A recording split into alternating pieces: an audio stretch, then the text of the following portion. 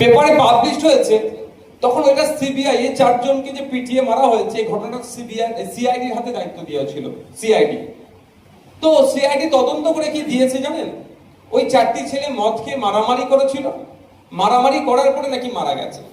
পরিবারের সাথে যোগাযোগ করার চেষ্টা করে যেটা খবর পেয়েছি, পরিবারের অভিযোগ যে ওরা কোনোদিন মুখে মদ তোলেনি। তাহলে বলুন, প্রথম কথা, আমি ধর্ম নিয়ে কথা বলবো না, বলবো না, কিন্তু 4টে মুসলিম ছেলেকে মাতাল বানিয়ে দিল এই সরকার। এর বিরুদ্ধে কিন্তু আমাদেরকে সোচ্চার হতে হবে। উচিত ছিল সরকার পক্ষ ওই জেলের মধ্যে ফুটেজ নিয়ে ওদের বিরুদ্ধে ব্যবস্থা গ্রহণের। তার পরিবর্তে তার সে লোককে বাঁচানোর জন্য 4টি ছেলেকে, জওয়ান ছেলেকে মাতাল বানিয়ে দিল। এটা একটা পার্ট বলছে ঠিক কথা, কিন্তু একটা পার্ট আছে যেটা হয়তো আমাদের হাসিবুল ভাই হয়তো অতটা ওইদিকে করেনি। স্বাভাবিকভাবে কত দিকে খবর রাখবেন, এই ঘটনা ঘটেছে। এবার আমি আপনাদের কাছে সত্যি বাহবা দেবো আপনাদেরকে।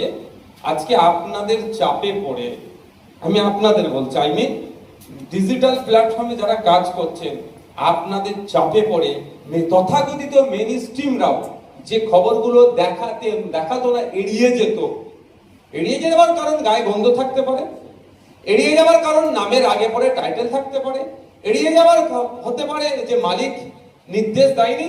কিন্তু আজকে আপনাদের চাপে পড়ে কম্পিটিশন এতটাই আপনারা দাঁড় করিয়ে দিয়েছেন, তারাও কিন্তু দেখাতে বাধ্য হচ্ছে সমাজের অনেক অন্যায় অনাচারকে। আজকে যারা বিগত 10 বছর 5 বছর আগে খবর হতো না মেইন স্ট্রিমে, আজকে তারা করতে বাধ্য হচ্ছে বিকজ অফ এই ডিজিটাল প্ল্যাটফর্ম,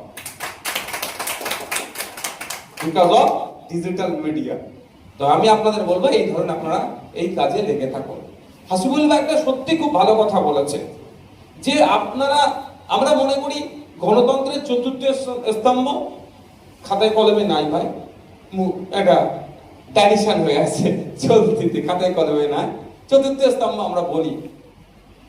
সেই জায়গাটা ধরি আমি বিতর্ক না গিয়ে, তাহলে কাজ আপনাদের কি হওয়া দরকার? আমি মনে করি জোড়া দরকার, ভাঙা নয়। সবসময় জোড়ার দরকার, আর সঠিকটা তুলে ধরা।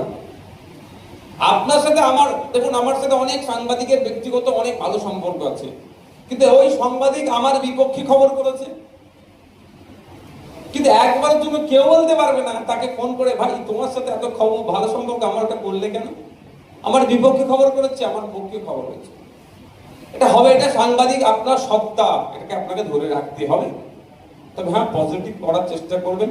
যেটা বললেন ঠিক কথা, যে পুরো খবর পরিবেশন করে দুজনের মধ্যে ঝামেলা না লাগিয়ে ওর থেকে এড়িয়ে যাওয়া অনেক ভালো। আর বাস্তব কথাটা তুলে ধরতে হবে, অন্যায়কে অন্যায় বলেই সার্টিফাইড করতে হবে, সেটা কোনো কম্প্রোমাইজ নাই। আমি অনুরোধ আপনাদের করবো, আপনারা বেশি বেশি করে আপনাদের যে দায়িত্ব আপনারা নিয়েছেন, চরম একটা কিন্তু গুরুত্বপূর্ণ দায়িত্ব, এটা ছোট বড় বিষয় নয়। আপনারা সমাজের কিন্তু আমি মনে করি আয়না। আপনার সমাজকে আপনি দেখাতে পারবেন কি ঘটে চলেছে সমাজে, কি অন্যায় হচ্ছে, ভদ্রতার মুখোশ পরে কি অভদ্রতা চলছে, বা শাসক বিরোধী সবার কথা, শুধু রাজনৈতিক খবর নয়, এ ধরনের অনেক খবর হয়ে যাচ্ছে যেটা পলিটিক্সের বাইরে গিয়ে ওগুলো আপনাদের করলে সেটা দরকার আছে। আমি অনুরোধ করবো আপনাদের এগুলোকে বেশি বেশি করুন, আর আপনারা যত বেশি বেশি এই ধরনের খবরগুলো করবেন এবং প্রত্যন্ত এলাকা থেকে উঠে আসা খবর করবেন, মেইন স্ট্রিম দেখাতে বাধ্য হবে। আর ফলে সরকার পক্ষ ফলে সে তার ন্যায় বা তার সাথে যদি ইনজাস্টিস হয় সে জাস্টিস পাবে। আর একটা কথা, এই যে ঐক্যবদ্ধতে একটা পাওয়ার আলাদা। আজকে আমি দেখছিলাম হয়তো আপনারা যে লক্ষ্য নিয়ে আমাদের এই আজকের জেলা সম্মেলন করছেন, হয়তো কিছু ঘাটতি আছে, এটা স্বাভাবিক, এতে ভেঙে পড়ার কোনো জায়গা নাই। আজকে যে চারা আগামী দেশে মহিরুদকে পরিণত হবে, তবে আমাকে লেগে থাকতে হবে। আমার লক্ষ্য উদ্দেশ্য আর ডেস্টিনেশন, আমার আমার গোল আমাকে ফিট করতে হবে, সেট করতে হবে। আমার গোল, আজকে আমরা বারাইপুর উৎসব ভবনে 50 জন 100 জন ডিজিটাল প্ল্যাটফর্মের যারা কাজ করছেন, খবর পরিবেশন করছেন, তাদের নিয়ে আমরা সম্মেলন করলাম। দ্বিতীয় জেলা সম্মেলন যখন করব, এই জায়গায় আমরা সেখানে তার আজকে 100 থাকে, দ্বিতীয়বারে আমরা 200 জন ডিজিটাল প্ল্যাটফর্মের লোককে হাজির করব। সেইটা আমাদেরকে প্রতিজ্ঞা নিতে হবে। এর জন্য কি আরো বেশি বেশি করে মানুষকে সচেতন করতে হবে। আরো বেশি বেশি করে মানুষকে সচেতন করতে হবে, ইয়াং জেনারেশনের মধ্যে থেকে ছেলে তুলে নিয়ে আসতে হবে, যারা তাদেরকে আপনারা ট্রেনিং দেবেন। আজকে তোমার একটা ট্রেনিং টাইপেরও হচ্ছে, তো যারা এক্সপার্ট সেটা এসেছিলেন, তো তাদেরকে দিয়ে করতে হবে। আর আমাদের সাকিরুল যে বক্তব্যের মধ্যে যে কথা বললো, একদম অনেক সময় আমিও দেখেছি, আমাকেও অনেকে ফোন করছে, কি হয়েছে, ধরুন না আমার ওই একে চ্যানেল, একে নিউজ একটা খবর করেছে, আর এর মধ্যে দেখলেন স্ট্রাইক পড়ে গেছে। এখন যদি স্ট্রাইক দেওয়া বন্ধ হয়েছে, একটা সময় কিন্তু খুব স্ট্রাইক মারামারি চলতো, সবই হয়তো আমার খবরই হয়েছে। তো তাকে ভাইজান আপনি একটু ওকে ফোন করে বলে দেন না, যাতে স্ট্রাইকটা তুলে নেয়। এই সমস্যাগুলো তখন যখন আমরা এক জায়গায় থাকবো, তাহলে এগুলো তো আর হবে না।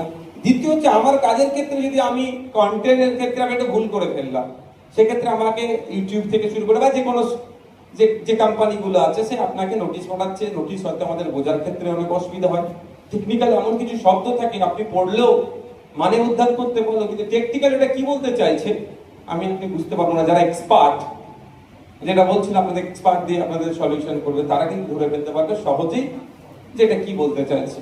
তো তাদেরকে দিয়ে আপনাদের সলিউশন করবে, এটা একটা ভালো জিনিস। তো আপনাদের